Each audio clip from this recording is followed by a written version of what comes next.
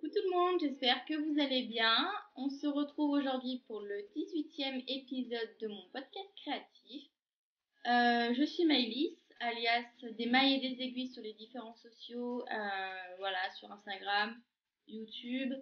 Je vous mets également les autres liens en bas pour lesquels le pseudo est différent.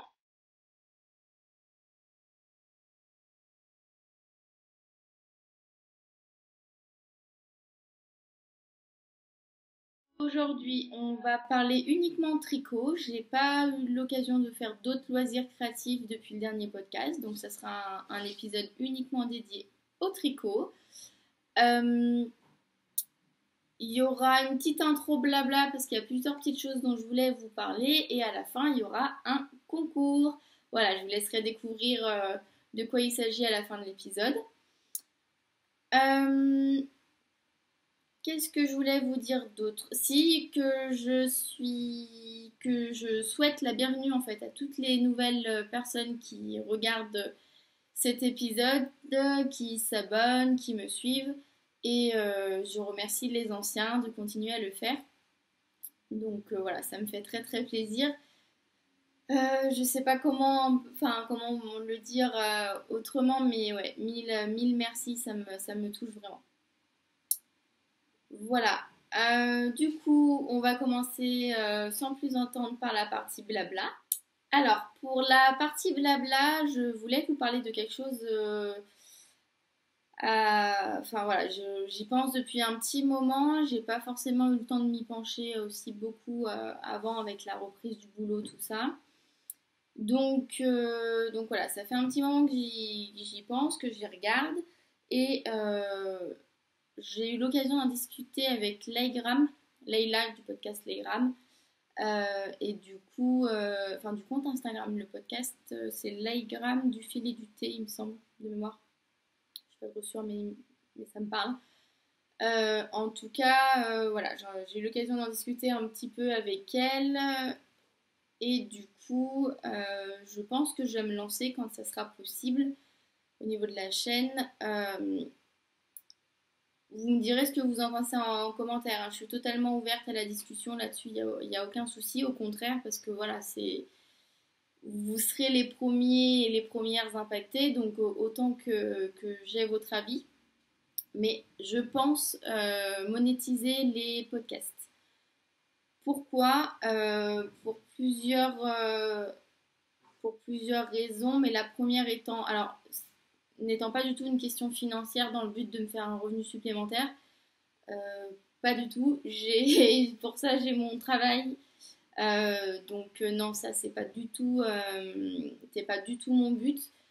Et à mon avis, ça sera pas grand chose. Par contre, comme je vous l'avais dit il y a quelques temps, je regarde là-bas. En fait, mon chat est en train d'essayer de grimper à l'encadrement de porte. Alors, voilà, il saute sur les canapés, tout va bien.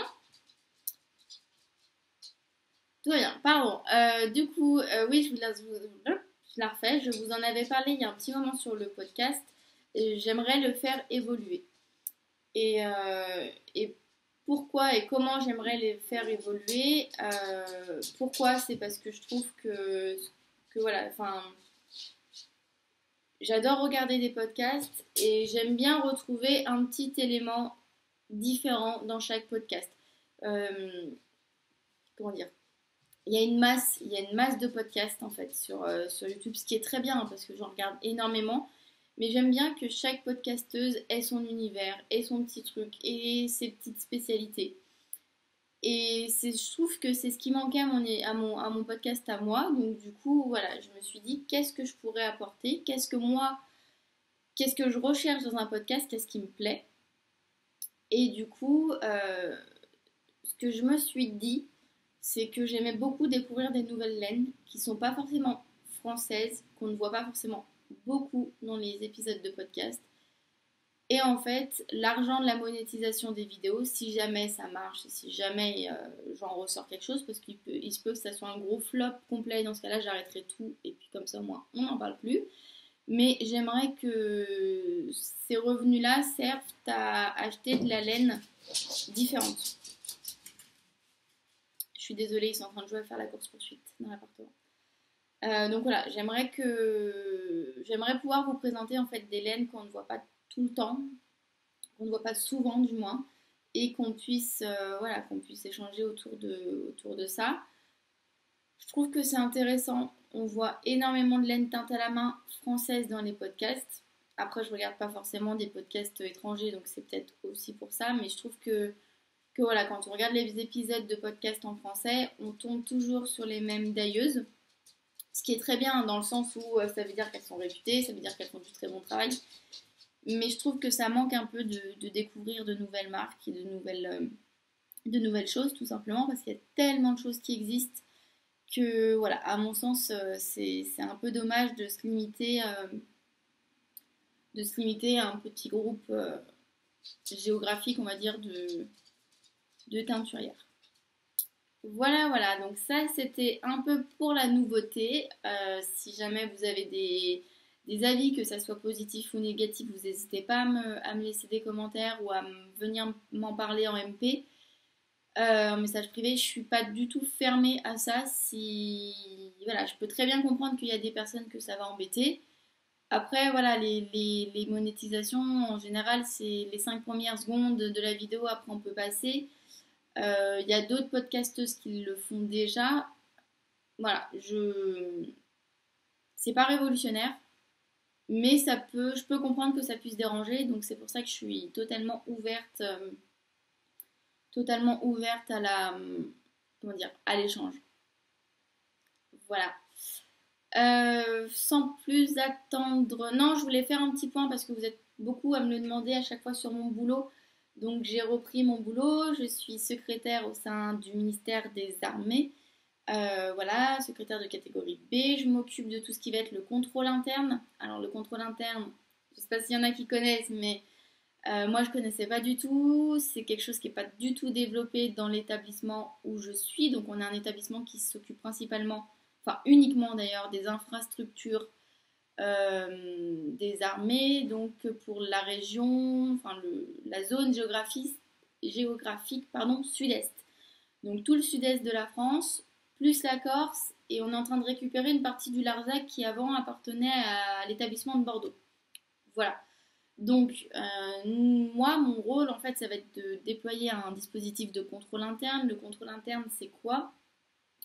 C'est l'identification des risques, la cartographie des risques, mettre en place des moyens de maîtrise des risques et à terme, donc le véritable contrôle interne, c'est vérifier que tous les moyens de maîtrise sont effectués et ça on le fait par le biais de contrôles et en fait on centralise tous les contrôles à mon niveau. Voilà, c'est moi qui vais devoir m'occuper de tout ça, mais comme il n'y a rien de créé, avant d'arriver à ça, il faut qu'on aille sur place, voir comment ça fonctionne, il faut qu'on identifie les risques, il faut qu'on les cartographie. Voilà, tout ça pour essayer de créer une certaine efficacité au sein des différents services, parce qu'on n'a pas qu'un service, on en a plein. On a la division investissement, la division pardon, gestion du patrimoine, division service des achats d'infrastructures, enfin, etc., etc. Il y en a quand même pas mal. Et donc le risque, si on ne met pas des règles et si on ne vérifie pas que nos agents suivent ces règles, c'est que comme on s'occupe de marchés avec des très très gros budgets, bah, c'est qu'il y a un risque, voilà, qu'il y ait de l'argent qui parte, que ça ne soit pas réalisé, que ça ne soit pas livré dans les temps, que... Enfin, il y a plein de trucs. Il y a plein de choses et donc du coup, c'est pas quelque chose que j'aurais fait de prime abord, mais en fait, en étant projetée dedans parce que c'était en fonction de mon classement, ça m'intéresse. Donc, euh, donc voilà, je suis bien contente. Le seul truc, c'est que du coup, moi, j'habite dans le Beaujolais et je travaille à Lyon, donc au sein du quartier Général Frères, je sais pas si vous connaissez, à Lyon, et du coup, ça me fait 1h30 de transport le matin, 1h30 de transport le soir. Donc ça me fait 3 heures de transport au total, ce qui explique voilà, l'état un peu de fatigue qui se lime sur mon visage, mais bon, c'est le temps que ça se mette en place, tout ça. Et puis voilà, je vais avoir l'occasion de beaucoup voyager, en restant en France bien sûr. Mais voilà, là la semaine prochaine par exemple, je suis une journée en formation sur Paris. Donc je vais monter sur Paris une journée, enfin la veille, et je fais la journée de formation le lendemain et je repars le soir. Donc je vais arriver très très tard chez moi. Enfin, que des choses comme ça. Donc ça va être cool parce que du coup, ben, par exemple, là, pour les virées à Paris, il se peut que si j'ai un peu de temps, j'aille faire un tour dans une boutique de laine ou que je rencontre des gens à terme quand j'aurai mes plannings un peu plus définis et peut-être un peu plus de temps parce que là, je reste une journée, mais des fois, il va falloir que je reste 2, 3 jours sur place. Donc, ce sera peut-être plus simple. Hop, course poursuite. Donc voilà, non, je suis contente. Ça me prend pas mal de temps parce que c'est pas du tout le rythme que j'avais l'année dernière, enfin les précédentes années. Mais voilà, c'est pas négligeable. C'est un concours de catégorie B que j'ai eu, donc je suis déjà bien contente parce que j'ai rencontré, donc ça fait un mois que je bosse là-bas. J'ai eu l'occasion de discuter avec pas mal de filles. Il y en a, ça fait 30 ans qu'elles sont dans les boîtes, enfin dans les boîtes, dans le service. Et elles ont tenté plusieurs fois le concours, qu'elles ont toujours loupé de très peu, mais du coup elles l'ont pas eu. Donc non, non, je suis contente, ça va être très très intéressant. Et puis il y a tout à mettre en place. Donc c'est un gros challenge et c'est ça qui me plaît.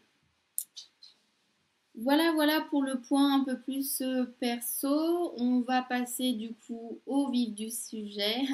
On va passer à la partie tricot et on va commencer avec les projets finis. Alors, pour les projets finis, j'en ai trois. Deux dont vous étiez au courant et un qui a sauté sur mes aiguilles comme ça, on ne sait pas comment. Enfin si, il a sauté et puis voilà, il est terminé déjà. Bon, c'était un petit truc. Je vais reprendre par ordre chronologique du coup. Si, je vais le garder. Alors, je vous ai amené, je vous le montre très rapidement parce que c'est un test. C'est pas un test secret, c'est pour ça que je vous le montre. Mais je vous en parlerai peut-être plus à la sortie du patron. Du coup, évidemment, j'ai pris un simple qui tient bien. C'est le gilet, le cardigan, pardon, enfin c'est un gilet quoi. Down the Ails de Marion Crivelli. Voilà. Donc c'est un gilet avec une petite dentelle. Devant, un bon panneau de dentelle dans le dos. Hop. Désolée, c'est le matin c'est jeu pour eux alors voilà. Que dire? Alors j'ai pas mis les boutons. Normalement c'est un gilet qui est un peu en V comme ça. Je sais pas si vous allez voir si je le tiens ici. Voilà, il est en V. Hop. La bande de boutonnage est intégrée au moment où on tricote, donc on n'a pas besoin de relever les mailles et de tout faire à la fin. Mais c'est un gilet que moi je vais porter exclusivement ouvert et que je porte déjà exclusivement ouvert et donc j'ai pas mis les boutons. Voilà. Que dire? Je l'ai tricoté avec de la laine Madeleine et Philibert. Hop, je vous sors une étiquette. Donc Madeleine et Philibert. Le coloris Bruges et en qualité Big Sock. Donc 75% Merino Superwash, 25% nylon et 100 mètres 420 grammes. 425, pardon. Donc c'est des écheveaux qui sont généreux et il doit m'en rester je sais plus, une vingtaine de grammes, quelque chose comme ça. Donc voilà. Rien à dire sur le gilet. La laine s'est un peu détendue au blocage, mais c'est un peu de ma faute parce que comme il y avait de la dentelle, je voulais qu'elle se voit bien et j'ai un peu trop tiré dessus. Donc bon, il est long. Enfin, il est long. Je vous mettrai peut-être les photos portées si j'y pense. En fait, il m'arrive un peu en dessous des fesses. Et ouais, du coup, c'est passable. Moi, c'est des gilets, j'en ai comme ça du commerce. Je les porte, ça me dérange pas. Donc, du coup, au final, voilà, il n'y a pas de souci. Maintenant, il était prévu dans le patron qu'il soit un peu plus court. Mais bon, ça me pose pas de souci. Là où, par contre, ça m'a un peu embêté, c'est qu'au niveau des manches, alors là, vous le voyez, ouais, si vous le voyez, je les retourne deux fois. Donc, hop, si je l'ai fait. Il doit y avoir 5 cm en trop, quoi. J'aurai la motivation, je déferai les côtes, j'enlèverai les 5 cm, je referai les côtes, surtout qu'en plus les côtes, c'est pas... Voilà. C'est des côtes 3-2, il me semble. 1, 2, 3. Ouais, c'est ça, 3-2. Hop, comme en bas d'ailleurs. Donc, non, ouais, je verrai. Si un jour je ne sais pas quoi faire. Hop! Voilà, en tout cas, il est tout doux, il est fluide, il a un drapé de folie. Je l'ai mis plusieurs fois, donc pour aller au boulot. Le matin, je pars chez moi, je prends la voiture. Ensuite, j'arrive à la gare, je prends le train jusqu'à Lyon. Arrivé à Lyon, je prends ma trottinette pour aller jusqu'au quartier. Je traverse tout le quartier, machin, en trottinette, et j'arrive au boulot. Donc ça me fait 1 heure et demie. Ensuite, bah, je quitte pas mon gilet parce que comme il fait froid le matin, bah, j'ai encore super froid. Oups, je fais ma journée et idem le soir. Je l'ai mis au moins, je sais pas, 5 6 fois en un mois. Et donc du coup, c'est un usage qui est quand même intensif parce que frottement avec le manteau, la trottinette qui frotte, le sac à main, machin. Arrivé au boulot, certes, on est dans des bureaux, mais c'est pas... comment dire? On reste pas assis tout le temps parce que tous les services sont dans des bâtiments différents, donc il faut bouger, machin. Euh, Honnêtement, la laine n'a pas bougé. Elle n'a pas bougé du tout. Là où ça frotte sous les manches. Nickel. Je suis très très contente de cette laine. J'ai alterné mes écheveaux parce que voilà, c'était un test, je voulais faire les choses bien, tout ça. Hop, les cacher un peu. A priori, moi je vois pas de grosse démarcation des chevaux. Je le verrai à la caméra quand je vous montrerai le podcast. Je vous mettrai un gros panneau. Ah, si, en fait, il y en a une grosse là, tout ça. Mais parce que du coup, je vois pas derrière le gilet. Mais a priori, non, franchement, à l'œil nu, il n'y a rien qui me choque. Et pourtant, je suis très. Comment dire? Mon conjoint dirait que je suis très tatillon là-dessus. Donc, voilà. Voilà pour ce gilet dont je suis fan. Gilet en fingering qui va très très bien avec une bonne partie de voilà, des t-shirts, tout ça, des t-shirts basiques noirs, on en a tous pas mal à mon avis. Enfin voilà, moi je sais que dans ma garde-robe c'est quelque chose qui est très présent, donc c'est très simple à sortir. Un jean, un t-shirt noir, un gilet, et puis hop, on y va quoi. Voilà, voilà. On passe au projet suivant. Alors vous allez remarquer que ça va être dans le... Désolée pour le bruit. Voilà, elle va aller se coucher logiquement. Là, me couche-toi. Non.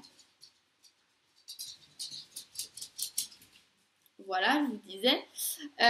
Donc vous allez remarquer que, on va dire, au niveau coloris, ça reste, comme le dernier épisode, ça reste très très dans les mêmes tons, dirons-nous, pour pas dire que c'est exactement les mêmes coloris, enfin à quelque chose près. Donc, lequel je vous montre en premier? Lequel j'ai terminé? Eh ben j'ai terminé ça en premier. Donc je vous montrerai après. Donc ça c'est le projet que vous n'aviez pas vu. Parce qu'il n'était pas commencé, en fait, j'en avais même pas parlé. C'est le, hop, le Free Color Cashmere Call par Rory Locatelli. Voilà. Que j'ai réalisé avec de la laine.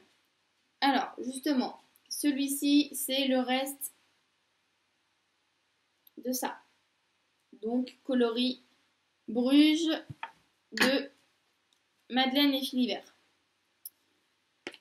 Le coloris blanc, ici, c'est le coloris Teacup de Hedgehog Fibers que j'avais eu dans un...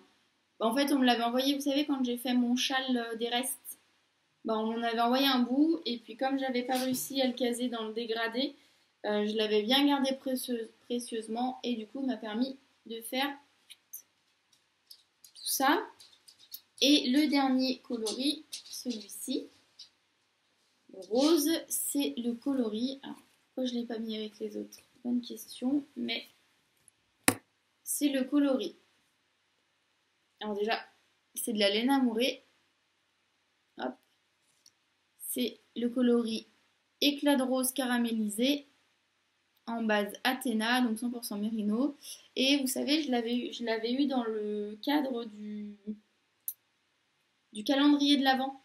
organisé par mon Chip Shop, pardon, euh, l'année dernière. Et donc on avait eu que des minés, vous savez, ça avait fait un peu de bruit et tout ça, parce que voilà, pour diverses raisons, j'avais fait une vidéo à ce sujet-là. Donc si vous voulez revoir tout ça, vous pouvez retrouver ça sur ma chaîne, sachant qu'il faut aller sur l'épisode non, qui suit, pas qui précède, qui est sorti après Noël de l'année dernière. Le premier épisode de janvier, je pense, de l'année dernière, parce que j'avais mis un lien où il faut cliquer sur le lien, elle n'est pas répertoriée comme ça. Je voulais pas que ça soit la vue de tout le monde, pour pas causer trop de tort non plus à la teinturière, pardon. Donc du coup, voilà. Ceci dit, ça n'empêche pas que toutes les laines que j'ai eues dans le cadre de ce calendrier de l'Avent, je vais essayer de les utiliser parce qu'elles me plaisent et ça reste des belles laines, quoi. Donc du coup, je me suis dit pourquoi pas intégrer, parce que j'avais les deux premières couleurs là, et je savais pas quoi mettre en troisième. Et je voulais que ça réveille un peu, mais pas non plus que ça soit trop punchy, parce que vous avez pu voir, le coloris Teacup, il a quand même un peu de fluo dedans. Où c'est qu'on peut voir d'autres? Bah là en bas, de l'autre côté, ici. Donc je voulais vraiment que ça reste, voilà, que ça fasse doux en fait. Et donc du coup, j'ai fait ça. Donc c'est un col, tout simple. Hop, j'essaie de pas mettre de rouge à lèvres dessus. C'est bon. Hop, c'est un col. Enfin bon, voilà, vous savez mettre un col quoi, c'est un truc que j'ai fait en fait pour le matin. Donc je vous ai dit que je prenais la trottinette pour me tenir chaud à mon petit cou parce que sinon je vais tomber malade. Voilà. Et donc on a une recette, hein, le patron explique tout bien comme il faut, mais moi j'ai fait des changements.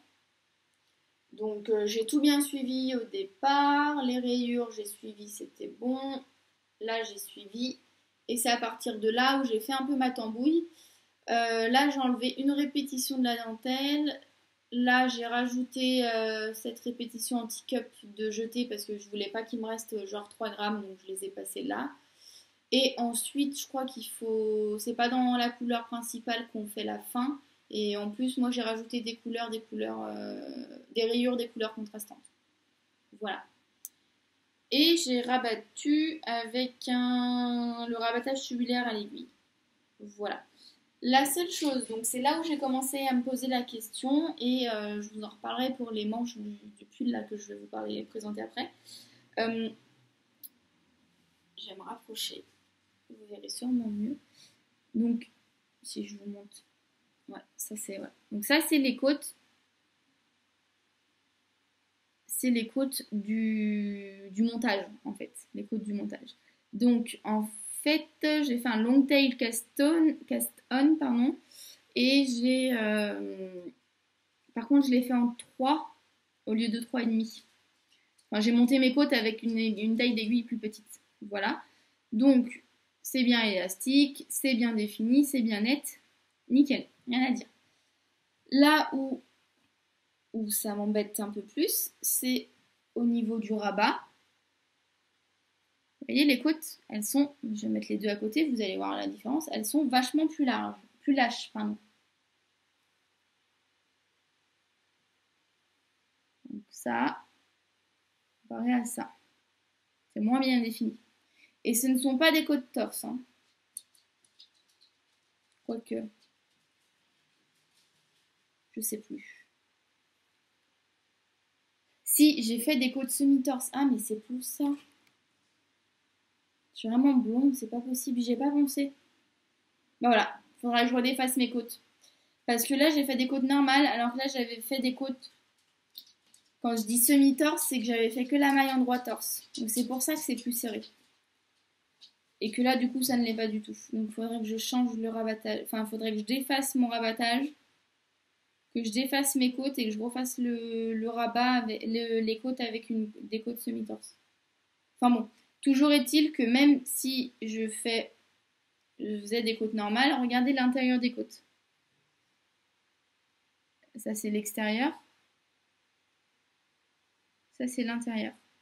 Donc, même en faisant des côtes normales, je préfère l'intérieur. Donc, en fait, les côtes à l'envers que à l'endroit. Du coup, je m'étais déjà fait la réflexion et je me suis dit à l'occasion, il faudrait que je trouve une solution. Et pendant que j'étais donc ça, j'avais fini ça et j'étais en train de faire justement les manches du pull que je vais vous présenter après. Et c'est dans les tiroirs de Jules qui avait posé la question sur Instagram. Et c'est Sylvestrum qui lui avait répondu qu'il fallait faire une manière particulière pour que les côtes soient plus jolies, enfin pour inverser les côtes. Je vous en parle juste après dans le pull, mais toujours est-il que, à mon avis, quand je vais reprendre, du coup, parce que là c'est sûr, je ne laisserai pas comme ça. Ah, vous voyez la différence, c'est pas du tout, mais pas du tout la même chose. Euh, donc quand je vais reprendre, je vais notamment faire des côtes semi-torse comme j'ai fait en bas, pas logique, mais je vais aussi faire la technique, je vais voir si je la fais ou pas. Mais pour les côtes normales, maintenant c'est fini, enfin c'est fini. C'est sûr, je vais tout le temps faire la technique préconisée par Sylvestre. Voilà, bon, c'était un peu laborieux, j'ai rien préparé, j'avoue que là, du coup, c'est un peu brouillon. Les choses me viennent au fur et à mesure et du coup, ouais, c'est pas forcément bien construit. Voilà pour le col. Hop, on passe du coup au dernier projet fini. Alors, pour le dernier projet fini, je l'avais déjà commencé pour le podcast précédent et du coup, je l'ai terminé. C'est mon pull. Attendez, je vais faire tomber le cintre. C'est le pull Morning in Engelberg. Hop, de Nadia Crétin-Lechaine, pardon, que j'ai tricoté avec de la Malabrigorios. Hop, Malabrigorios. Coloris, Sandbank. Voilà. Que dire. Et bah, pas grand chose. J'ai fait la taille S. Voilà. Et voilà la bête. Alors, pareil, c'est le test en grandeur nature. À l'œil nu, je ne vois pas forcément de démarcation. Mais des fois, la caméra. Hop, les manches. Des fois, la caméra, on en voit un peu plus.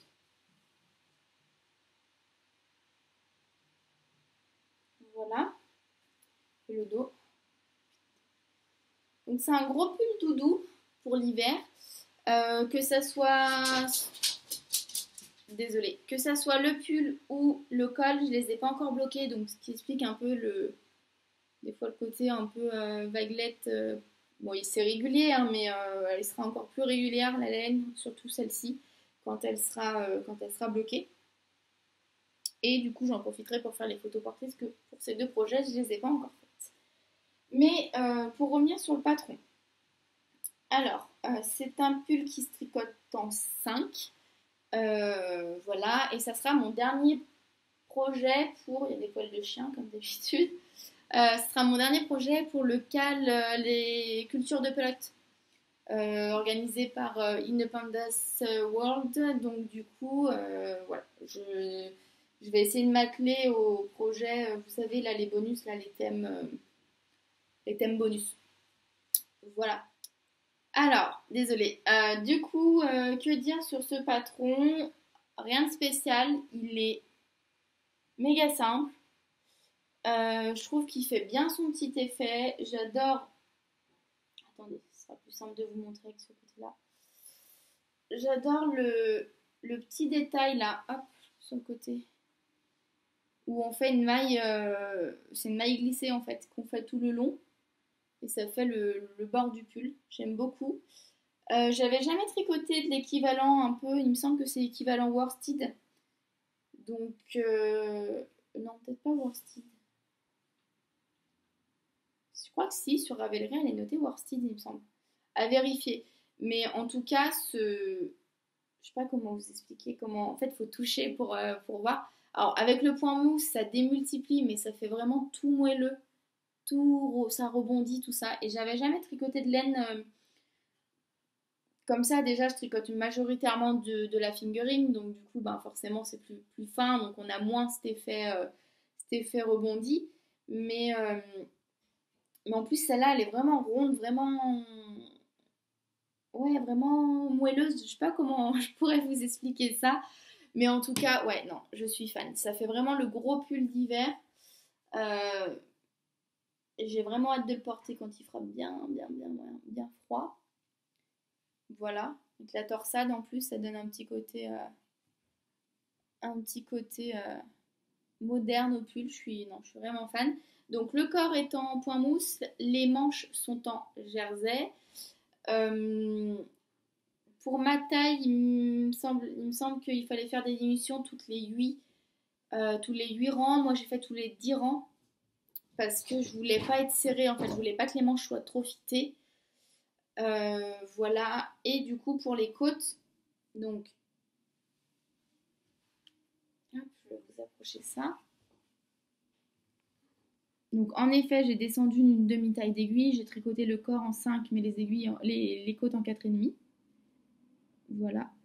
Et donc, j'ai fait encore une fois un rabattage tubulaire, donc on le voit parce que ça fait bien la continuité. Vous voyez, ça fait comme si la maille, elle continuait de l'autre côté. Voilà. Et donc, moi, mon problème, comme je vous le disais pour le col, c'était que j'avais l'impression que mes côtes, pardon, je gigote, que mes côtes étaient plus jolies à l'intérieur que à l'extérieur. Donc pour les côtes 1-1, à la limite, des fois, je me disais, mais je préfère porter mes côtes à l'envers. Enfin, c'est plus joli comme ça. Du coup, donc, dans les tiroirs, Jules avait posé la question et le Sylvestrom a répondu.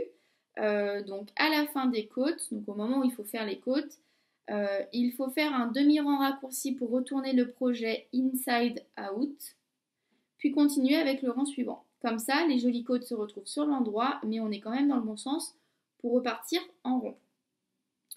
Donc, quand j'ai lu ça, au début ça me paraissait un peu flou et je me suis dit en fait, faut que je teste. Donc, arrivé à mes côtes, j'ai fait mon premier, donc j'ai fait un demi-rang de côte en fait. Donc, imaginons que mon début de manche était là.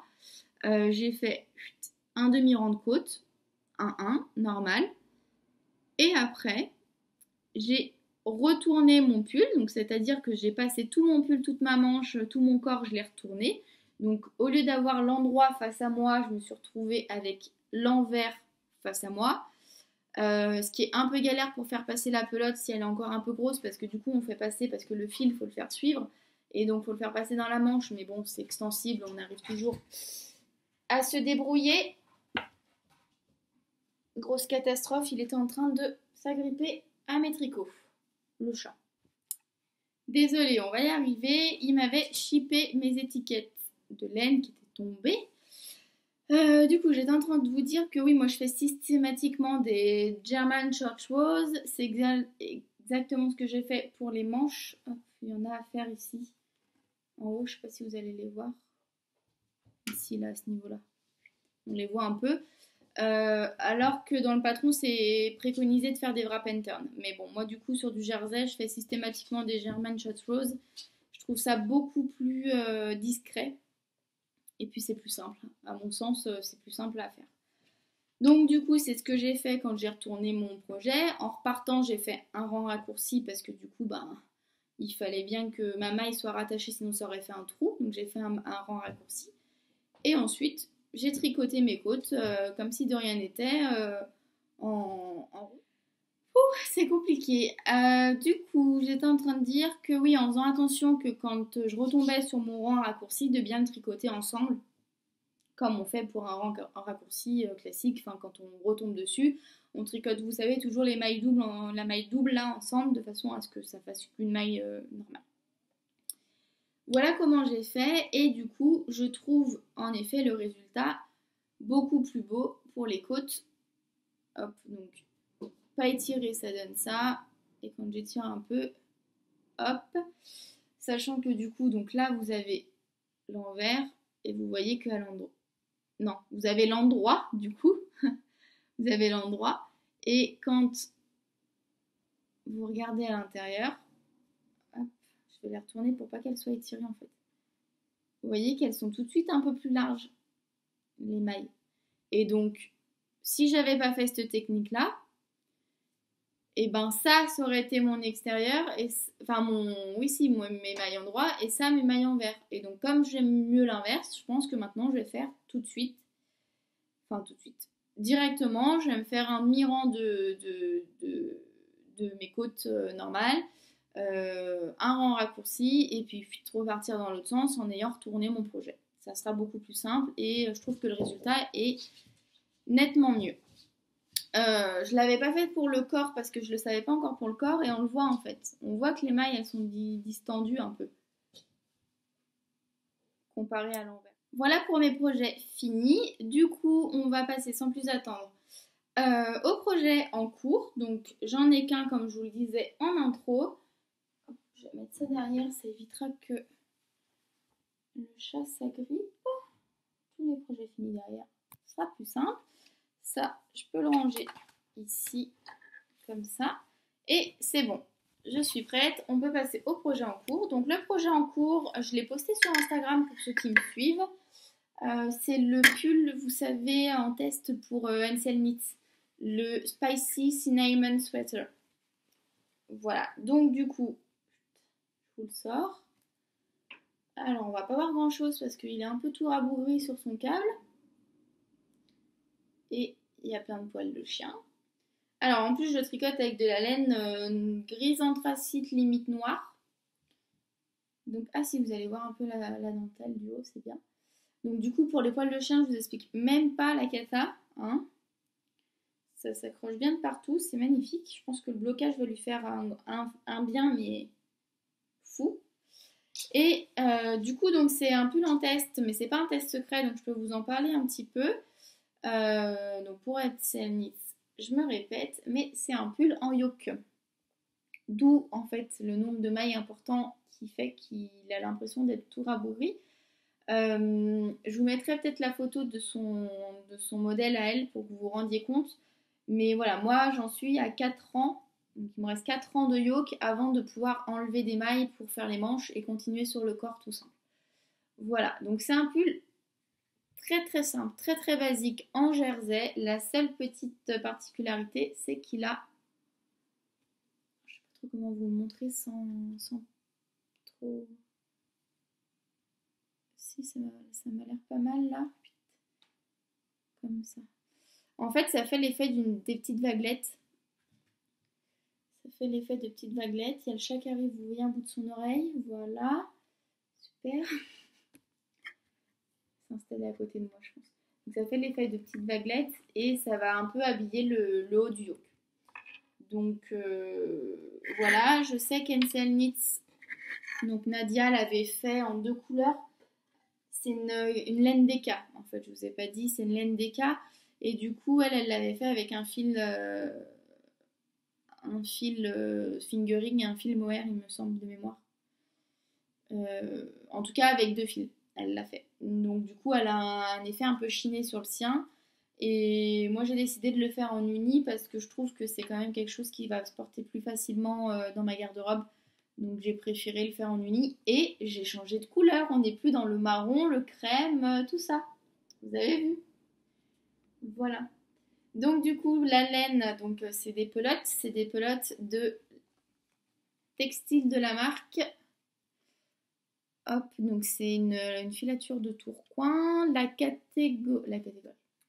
qualité, pardon, c'est cache-poule. Donc c'est 100% laine d'agneau. Et on a 50 grammes pour 125 mètres environ. Donc c'est le coloris 599, ce qui équivaut en fait sur le site à du gris anthracite. Voilà. C'est très très très doux. C'est quasiment aussi doux que la Malabrigo Rios. Pour vous dire, c'est vraiment très très doux. Je pense que je vais essayer d'en Non! Il me fatigue ce chat. Il me fait que des conneries. Voilà.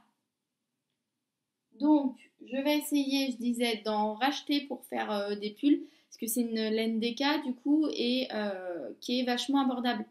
Il me semble que pour le pull, j'en ai eu pour 30 ou 35 euros pour 9 pelotes. Je crois que c'était 3 et quelques la pelote ou 2 et quelques, je me souviens plus trop. Mais bon, voilà, pour moins de 40 euros, j'avais un pull en 100% laine d'agneau qui est très douce. Qui a rien de négligeable quand on voit par exemple le prix de la DK des laines teintes à la main. Ce que je critique pas du tout parce qu'il y a tout un travail, tout ça, mais je pense que dans la société dans laquelle on vit, hein, euh, on peut peut-être pas forcément se permettre d'avoir des pulls en DK, donc en laine épaisse, euh, tout le temps. Voilà. Et je trouve que trouver une alternative avec de la laine, c'est pas non plus de la laine industrielle parce qu'ils en font pas des quantités astronomiques comme Drops ou voilà. Mais c'est entre les deux et je trouve ça bien. Et en plus, ça vient de France. Je sais pas si vous avez vu, c'est noté. Fabriqué en France. Je... Ouais, je trouve ça bien. De temps en temps, comme ça, c'est pas plus mal. Voilà, voilà, donc je vais avancer tout doucement ce projet. J'ai rencontré aucun souci, donc j'ai un peu l'impression de servir, pas de servir à rien en tant que testeuse, parce que bah, ça, c'est toujours, voilà, il y a toujours des retours à faire, tout ça. Mais il n'y a aucune coquille pour le moment dans le patron. Donc tant mieux, hein. On va dire que le travail de Nadia est pouf, génial là-dessus. Le patron nous arrive comme s'il il était publié sur Ravelry, c'est-à-dire que la mise en page, tout ça, elle est déjà nickel, quoi. Donc c'est vraiment agréable de tester pour elle. Voilà, voilà, on passe rapidement sur la partie projet à venir. J'ai pas forcément de projet, on va dire, défini. Je vous avais parlé du brioche alicieux que je voudrais faire. Il faudrait vraiment que je le fasse parce que bon, là, je vais l'avoir pour. Si je le fais, je vais l'avoir pour quoi? Décembre, fin décembre, début janvier. Euh, ça va commencer à être dans les dernières. Voilà, ça commence à faire un peu tard pour un gros chalambriage, mais bon, j'ai envie de le faire. Maintenant, je suis aussi tombée sous le charme d'un kit de la pelote vagabonde. Je vous mettrai la photo. C'est le kit dans les pas du renard, quelque chose comme ça. Bah, je vais vous la montrer, ça sera plus vite. Dans les pas du renard, c'est ça. Et donc, le trio de laine, c'est ça. Attendez, je sais, voilà, comme ça. C'est absolument pas dans mes couleurs, hein. Pas du tout. Donc, voilà. Donc, à la base, il est vendu pour faire un châle de cristal LK. Ce châle-là, enfin ce châle-là, cette étole-là, en fait. Et moi, je suis pas fan. Je suis pas fan et du coup j'aimerais, à mon avis, je pense que si je vais craquer juste après, après le podcast à mon avis, je pense que je vais faire avec le A Girl Best Friend de Isabelle Kramer. On l'a beaucoup vu, je sais, mais on a beaucoup entendu que le point popcorn du milieu était super long, tout ça. Je le sais, mais j'aime trop. J'aime trop la forme, j'aime trop le rendu qu'il a et je trouve ça vraiment ouais, il fait vraiment moderne et tout. Et enfin, moi, j'aime beaucoup. Donc, je pense que je vais craquer, que je vais me le faire. C'est un moment que je voulais le faire. Et puis voilà. Et puis les pulls, tout ça, je verrai. Je verrai, j'ai plein d'idées. J'ai pas mal de laine en stock pour faire plein de trucs. Donc, je vais voir. Il y a les nouveaux gilets de Marie-Amélie qui me font de l'œil. Surtout le dernier, là, qu'elle a sorti mardi. Avec l'espèce de point matelassé un petit peu là. Pouf. Je vous mettrai la photo, mais il est trop trop beau. Voilà. Donc pour les projets à venir, vous voyez, j'ai des idées, mais c'est pas forcément complètement arrêté. En ce moment, j'essaye de me laisser porter par mes envies. et pas forcément par les choses qu'on voit sur Instagram. Il y a énormément de choses qui reviennent. Donc, ouais, j'essaye de faire un peu à mes envies, à mon besoin aussi au niveau de ma garde-robe. Et j'essaye de pas trop céder à la tentation des choses, comment dire, des choses qu'on voit beaucoup parce que c'est très beau, il y a plein de choses que j'adore, mais ça fait un peu mode. Et du coup, ouais, non, le tricot, j'en avais déjà parlé dans mes précédents podcasts. Je tricote pas pour être à la mode, je tricote pour avoir des choses intemporelles, on va dire, des choses que je vais pouvoir mettre, qui sont basiques, qui peuvent s'accorder avec pas mal de choses dans ma garde-robe, et que ça me fait plaisir de les tricoter. Voilà, j'aime autant le process tricot que l'objet terminé à la fin. Et je trouve ça important de se faire plaisir en tricot. Voilà, et du coup forcément, j'essaye un peu de me restreindre et tout. Et puis je prends beaucoup aussi l'avis de mon conjoint en compte. Alors certes, ça me plaît, c'est mon choix, tout ça, y a pas de souci. Mais quand ça lui plaît à lui aussi, c'est encore mieux. Parce que déjà qu'il est pas fan du tricot. Alors des fois quand je fais des trucs et qu'il me dit ben ouais, c'est beau, c'est bien fait, c'est beau, ça te va bien, mais je suis pas fan, ben ça me déçoit un peu dans le sens où je me dis bah je le mettrai au boulot c'est sûr, mais je le mettrai peut-être pas en présence d'amis, de famille quand on va faire des trucs parce que voilà. Donc non, j'essaye de faire attention à tout ça. Et puis voilà, faut pas oublier que le tricot c'est un loisir et que même si, bon bah là je m'en rends compte maintenant, j'ai beaucoup moins de temps de tricoter. Du coup, quand j'ai le temps de tricoter, j'ai vraiment envie que ça soit un plaisir. Voilà, pas je tricote parce que bah, j'ai l'habitude de tricoter, c'est parce que je tricote, parce que j'ai envie, parce que j'ai le temps, parce que j'en ai besoin pour descendre un peu tout ça. Voilà, on passe à la dernière partie de ce podcast, pardon, qui va être la partie concours. Alors, pour la partie concours, comment vous expliquer ça depuis le départ? En fait, ça fait un petit moment du coup enfin chaque année, à peu près aux mêmes périodes, on entend parler des salons. Donc le salon CSF, création et savoir-faire, et le salon AEF, aiguille en fait. Du coup, je m'étais dit l'année dernière déjà que ça me donnait très envie d'aller les faire, au moins un. Et du coup, cette année, je me suis dit, allez, faut que tu te lances. Euh, on y va quoi. Donc du coup, j'ai commencé à regarder pour les billets, tout ça, les billets de train. Euh, J'en ai trouvé des pas trop chers qui correspondent aux dates. J'ai pu voir avec mon boulot, j'ai le droit de poser mes jours, ils ont été acceptés. Donc j'avais mes jours. Donc là, je me suis dit, bah fonce quoi. Et du coup, on m'avait parlé de l'accréditation presse, donc je l'ai demandé. J'ai obtenu l'accréditation presse, donc voilà, je vous en reparlerai plus à l'approche du salon, mais en tout cas, j'y serai en tant que accréditée presse. Et du coup, j'ai échangé beaucoup avec les organisatrices du salon et il a été décidé que voilà, je pourrais vous faire gagner des places pour le salon création et savoir-faire. Donc, j'ai 4 places à vous faire gagner. Et je trouvais ça plus logique de séparer les places de manière à pouvoir toucher tout le monde. Parce que je sais qu'il y a des personnes qui me suivent sur YouTube et qui n'ont pas Instagram, et des personnes qui me suivent sur Instagram et qui ne vont pas forcément sur YouTube. Donc du coup, ça sera 2 places de chaque côté, 2 pour YouTube et 2 pour Instagram. Et les conditions sont les suivantes. Donc pour les conditions pour Instagram, je mettrai quand j'aurai les places en main propre parce que c'est officiel, elles sont en cours d'acheminement, donc ça se trouve là quand j'aurai fini le podcast, je vais aller au courrier, elles y seront. Tant pis, je voulais tourner un peu plus tôt, mais toujours est-il du coup que je lancerai le concours Instagram un peu plus tard et il sera peut-être un peu plus en décalé par rapport à YouTube. Quoi qu'il en soit, pour YouTube, à partir du moment où l'épisode de podcast sera en ligne, le concours sera ouvert jusqu'au 11 novembre 20h. Le dimanche 11 novembre 20h. La condition pour participer, elle est très simple. Il va falloir en fait mettre un commentaire. Alors, soit vous réagissez à l'épisode parce que vous avez des choses à dire et puis à la fin vous dites je participe en plus au concours pour gagner une place.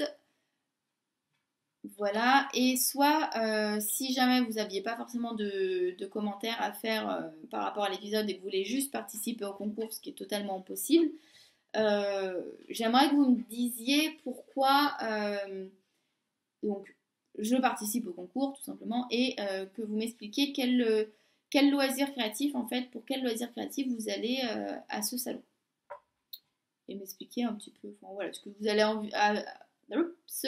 vous avez envie de me dire, mais voilà, j'aimerais aussi un peu me rendre compte des différentes passions qui peuvent animer les personnes qui me regardent et qu'on puisse échanger autour de ça. Donc je trouvais que c'était un moyen assez sympa de pouvoir lancer les discussions.